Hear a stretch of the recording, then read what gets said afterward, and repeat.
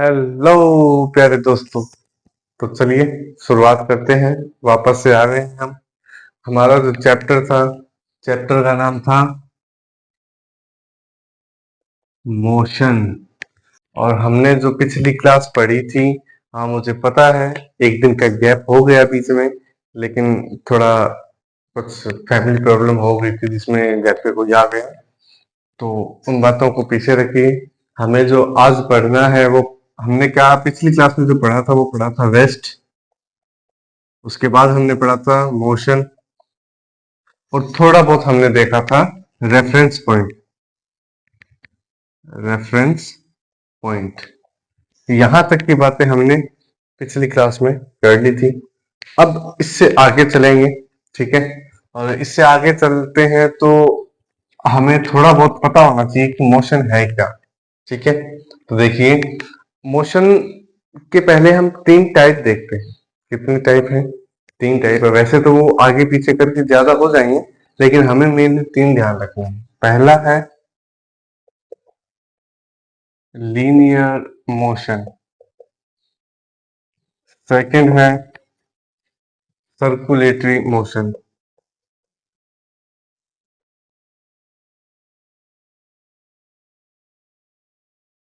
और थर्ड है oscillatory motion. कितने नाम बताए मैंने? पहला लीनियर मोशन, दूसरा सर्कुलेटरी मोशन, और तीसरा ऑसिलेटरी मोशन। अब इनमें होता क्या है, पहले ये देख। अगर मैं पहले की बात करूं तो आपको ये बीच में एक जो मैं अंडरलाइन कर रहा हूं, ये आपको दिख रहा होगा। ये है एक लाइन, लाइन दिख रही है आपको, ये LINE लाइन।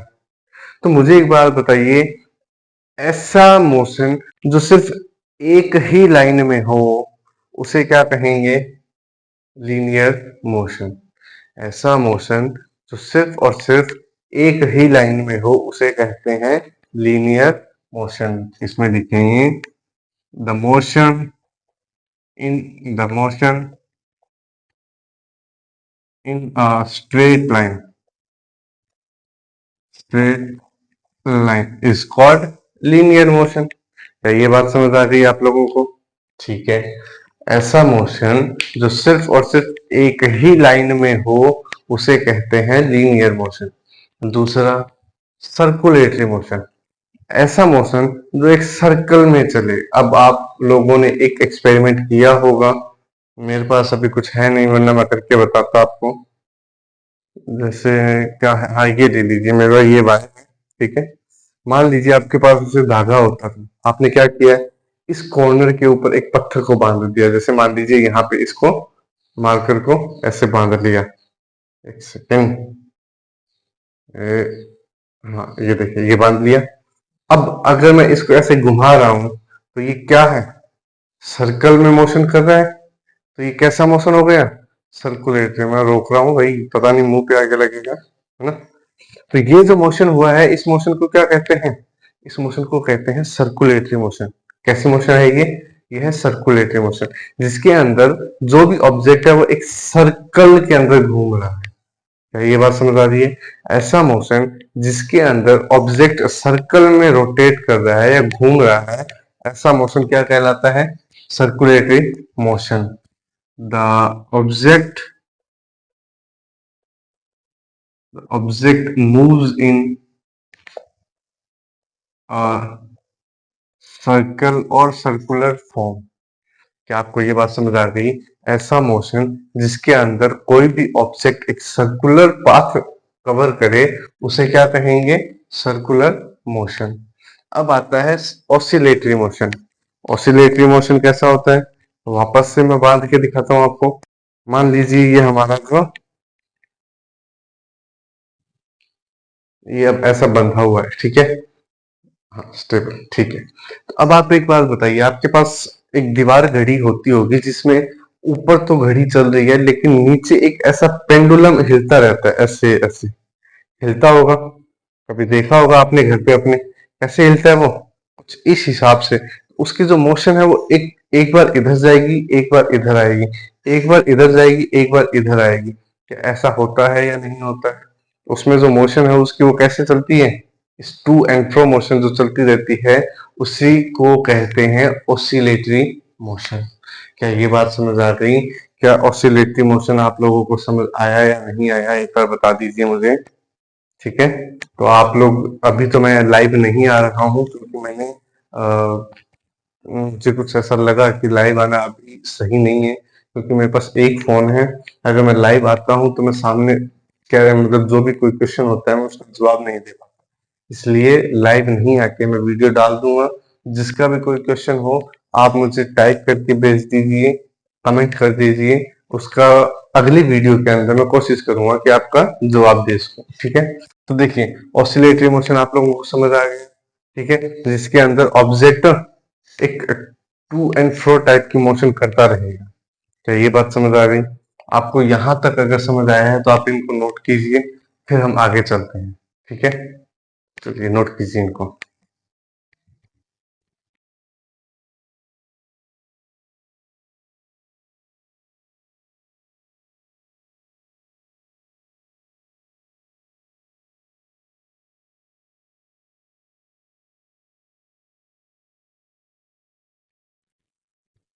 इसमें आप लिख लीजिए रिपीटेटिव मोशन।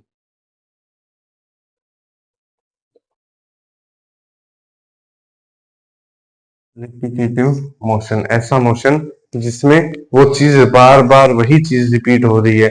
जैसे ये मार्कर है, बस ऐसे ऐसे ही घूम रहा है, इसके अलावा ये कहीं नहीं जा रहा। ठीक है, तो ये कहीं और तो नहीं जा रहा, पहले ऊपर जा रहा है, फिर इधर जा रहा है, फिर इधर जा रहा है, फिर इधर जा रहा है, इसके अलावा तो ये तो नहीं ना कि ऐसे चल रहा है।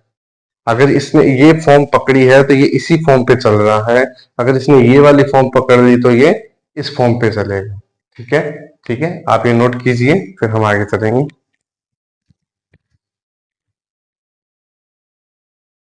ठीक है, मैं उम्मीद करता हूँ आप लोगों ने नोट कर लिया होगा। अगर नहीं किया है तो कृपया आप इसका स्क्रीनशॉट ले लो और बाद में करते रहना। ठीक है, इससे क्या होगा, वरना वीडियो थोड़ा बड़ा बन जाएगा, और मैं ये चाहता हूँ कि वीडियो अपना मैक्स टू मैक्स 13, 14, 15 मिनट का ही रहे। तो इससे क्या होगा, आप भी बोर नहीं होंगे और मैं भी पढ़ाने में थोड़ा आसान रहूंगा। ठीक है,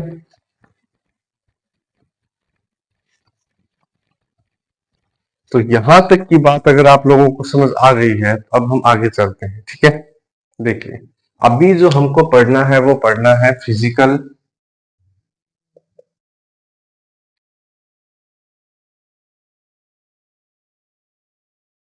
क्वांटिटीज। क्या पढ़ना है? Physical quantities. अब फिजिकल क्वांटिटीज पढ़ने से पहले हमें दो वर्ड्स को ध्यान रखना पड़ेगा। Magnitude and direction. क्या आप लोगों को ये दो नाम समझ आए? डायरेक्शन से तो आप समझ गए होंगे कि मैं किसकी बात कर रहा हूं। दिशा। कोई दिशा लड़की की बात नहीं कर रहा हूं, मैं दिशा उसकी बात कर रहा हूँ कि हम पूरब गए, पश्चिम गए, उत्तर गए, दक्षिण गए, उस दिशा की बात कर रहा हूँ। तो कोई लड़की के मैटर नहीं है भाई, अपने यहाँ लड़कियां वगैरह नहीं आती। ठीक है, मैग्नीट्यूड क्या होता है, यहाँ तो कोई दिक्कत आनी चाहिए। आप लोगों का एक जायज क्वेश्चन होना चाहिए कि मैग्नीट्यूड क्या है। डायरेक्शन तो चलो हम समझ गए, ठीक है, लेकिन मैग्नीट्यूड होता है, मैग्नीट्यूड क्या है? मैग्नीट्यूड के अंदर दो चीजें आती है, एक आता है नंबर, नंबर, और एक आता है यूनिट। क्या आती है? नंबर, और एक आता है यूनिट। नंबर क्या हो सकता है? 1, 2, 5, 8, 12, ये सब क्या है? ये सब नंबर्स है ना। लेकिन यूनिट क्या है? जैसे किलोग्राम, केजी। हम कोई सामान लेके आते हैं तो हम किलोग्राम में लाते हैं। जैसे 1 किलो चावल, 2 किलो शुगर, 5 किलो चीनी, सामान ऐसे ही तो लेके आते हैं हम। मान लीजिए हमको कुछ लीटर में लाना है, ठीक है, लीटर हो गया। जैसे 1 लीटर की कोल्ड ड्रिंक आती है, एक 2 लीटर वाली आती है, एक 2.5 लीटर वाली आती है, तो ये क्या है? ये सब क्या है? ये तो नंबर है और वो यूनिट है। जैसे ग्राम हो गया, किलोमीटर हो गया। किलोमीटर क्या है? कि आप कितना चल रहे हो। पहला वजन है, दूसरा भार है, ये भी वजन है, लेकिन ये क्या है? ये दूरी है कि आप कितना चले। तो क्या आप लोगों को ये दो बातें समझ आ गई कि मैग्नीट्यूड और डायरेक्शन होता क्या है? अगर ये दो चीज समझ आई है तो मैं आपको फिजिकल क्वांटिटी आगे लेके चलता हूँ। ठीक है। अगर आपको नहीं समझ आया तो आप मैग्नीट्यूड लिखिए, फिर एक साइड में लिख दीजिए नंबर होता है,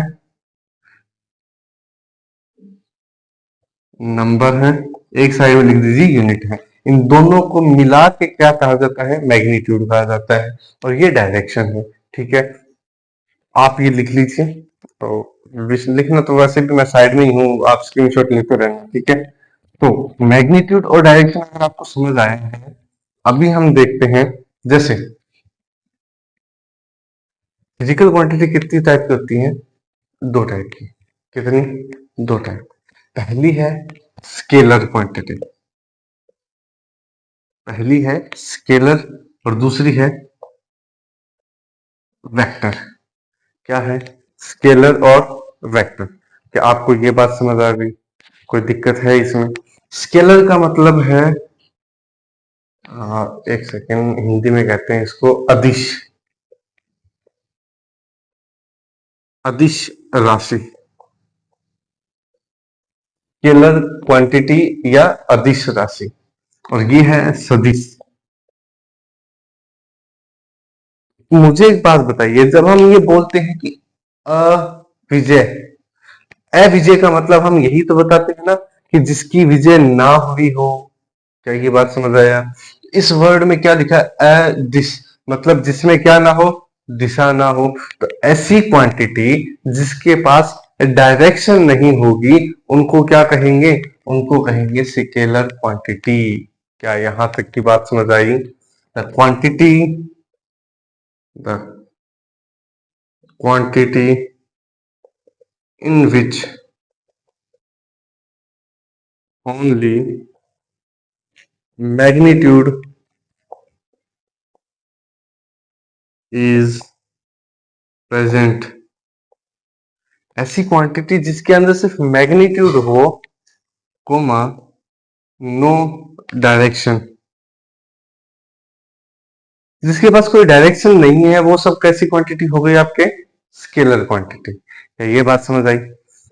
सेम उसका उल्टा, इसका उल्टा, ऐसी क्वांटिटी जिसके पास दिशा होगी। ये देखिए सदिश, जिसका मतलब दिशा है। तो जिसके पास दिशा है वो क्या कहलाएगी? सदिश। तो लिखेंगे the quantity which involve both magnitude and direction. ऐसी क्वांटिटी जिसमें मैग्नीट्यूड और डायरेक्शन दोनों होंगी, वो क्या कहलाएंगी?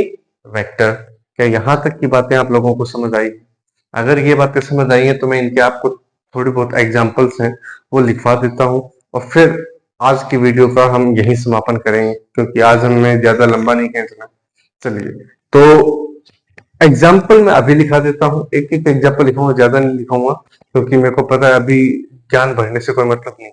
छोटी क्लास बढ़िया रहेगी, 15 मिनट आप भी देख पाओगे, मैं भी समझा पाऊंगा। वरना ना तो मैं तो चलो जो भी है मेरा बोल बाल के निकल जाऊंगा, लेकिन आपको समझ नहीं आएगा। ठीक है, तो देखिए, स्केलर के अंदर आप अभी के लिए, जस्ट अभी के लिए एक एग्जाम्पल लिख लीजिए। एग्जाम्पल डिस्टेंस, और वेक्टर में लिख लीजिए डिस्प्लेसमेंट। अब ये डिस्टेंस, डिस्प्लेसमेंट हमारा कल का टॉपिक है, हमारी जो कल की स्टार्टिंग होगी वो इन्हीं दो चीजों से होगी। तो मैं अभी ये चीजें नहीं बता के आपको कल पूरा डिटेल में बताऊंगा।